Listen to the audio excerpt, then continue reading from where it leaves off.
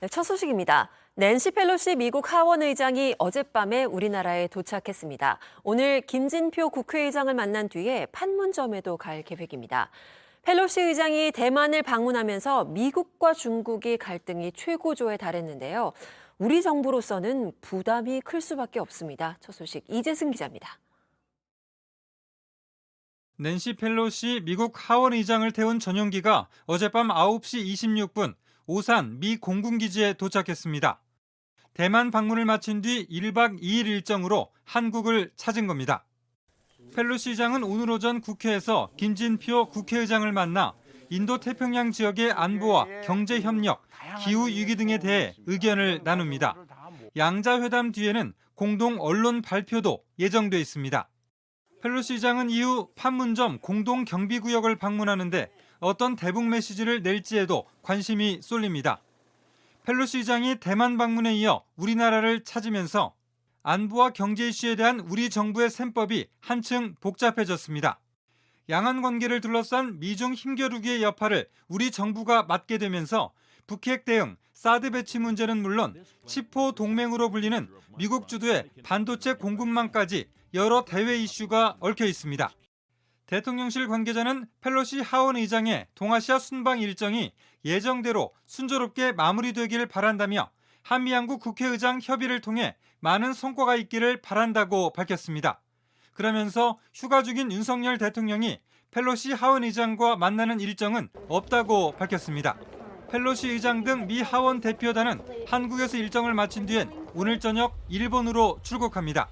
JTBC 이재승입니다. 한편 펠로시 의장은 대만을 떠나면서 중국이 대만의 국제회의 참여를 차단할 수 있어도 세계 지도자들의 대만 방문은 막을 수 없다고 강조했습니다.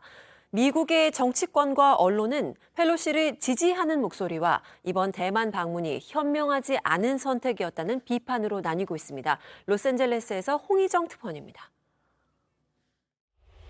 대만 방문을 마치고 한국에 도착한 펠로시 의장은 자신의 공식 홈페이지를 통해 성명을 발표했습니다. 그는 대만을 매우 특별한 곳이라 언급하며 평화와 안보의 핵심 동맹국이자 민주적 통치의 표본이라 평가했습니다. 이번 대만 방문이 대만 국민들에게 귀를 기울이고 그들을 지지하기 위한 것이라고도 설명했습니다. 자신의 대만 방문에 대한 중국의 반발에 대해서는 강하게 성토했습니다. 안타깝게도 대만은 중국 공산당의 반대로 세계보건기구 등 글로벌 회의에 참가하지 못하고 있다면서 그러나 세계 지도자들이 대만에 방문하는 걸 그들이 막을 수는 없다고 강조했습니다. 미 정치권에서도 펠로시 의장의 대만 방문을 지지하는 목소리가 이어졌습니다. We have to step up and, frankly, rally democracies around the world. 하지만 미국 주요 언론에선 비판론도 잇따랐습니다. 워싱턴 포스트는 원칙은 있었지만 시기가 부적절했다며 펠로시 의원의 대만 방문이 현명하지 못했다고 지적했고 CNN은 후폭풍을 감내할 정도로 가치가 있는지 의문이 쌓여간다고 꼬집었습니다. The key question now under debate is what did Pelosi's trip actually accomplish in the long term, even further increase its coercion of Taiwan. 뉴욕타임스도 인도-태평양 지역의 동맹 약화로 이어질 가능성을 우려한다고 지적했습니다. 로스앤젤레스에서 JTBC 홍희정입니다.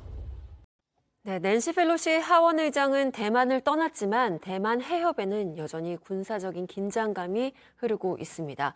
앞서서 신진 기자가 잠시 소개를 해드렸는데 우크라이나 전쟁과 이번 사태가 비슷한 시나리오로 흘러갈 수도 있다는 분석이 나오고 있는데요. 더 자세하게 아침엔 월드에서 짚어보겠습니다.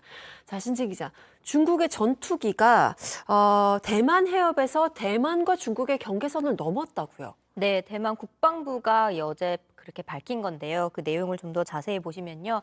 현재 시간 3일 중국의 군용 제트기 27대가 중국과 대만의 경계선인 대만 해협 인근, 중간선 인근에서 무력 시위를 했고 특히 이 중 22대는 실제로 중간선을 넘었다고 했습니다. 대만은 여기에 대응해서 항공 순찰대를 파견을 하고 미사일 방어 시스템을 가동했습니다. 중국은 앞서 이번 주 내내 이 지역에서 실탄 해상 훈련을 실시하겠다고 예고를 했는데요.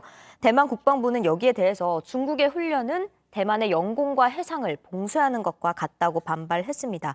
실제로 이 구역에 항공기와 선박 접근이 어려워져서요. 아시아나 항공도 오늘 대만 직항 운항 스케줄을 바꿨고 다른 우리 국적 항공사들도 운항 스케줄을 바꿔야 할 것으로 네. 보입니다. 중국은 경제 보복에도 나섰는데요. 대만을 상대로 천연 모래 수출 그리고 감귤류 과일과 갈치 등의 수입을 금지했습니다. 이번 주에도 긴장이 좀 계속될 것 같은데 앞서서 저희가 보도도 봤지만 펠로시 의장이 대만을 간 것에 대해서 물론 찬성하는, 응원하는 목소리도 있지만 비판도 나오고 있어요. 특히 지금 계속 얘기를 하고 있는 게 러시아 우크라이나 전쟁과 지금 비슷해질 수도 있다 이런 목소리가 나오고 있는 거잖아요. 네, 서방 전문가들이 지금 이 상황이 러시아가 우크라이나를 침공할 때의 그 당시 상황과 비슷하게 흘러가고 있다고 우려를 합니다. 네. 펠로시는 이번 방문에서 미국이 항상 대만의 편에 설 것이라고 얘기를 했는데요. 중국이 대만 본토를 공격할 것에 대비를 해서 미국이 대만을 군사적으로 지원할 준비가 되어 있다고 암시한 것으로 풀이가 됩니다. 만약 그렇게 된다면 미국은 러시아와 중국이라는 두 강대국과 동시에 사실상 간접적인 전쟁을 벌이는 모양새가 됩니다. 그럴 경우에 미국이 오히려 고립이 되고 전 세계의 지정학적인 위기가 초래될 것이라는 분석이 나오는 겁니다. 네. 그리고 이번 방문이 또 우리나라의 영향도 분명히 있을 것인 만큼 우리가 좀 지켜봐야 될 것 같습니다.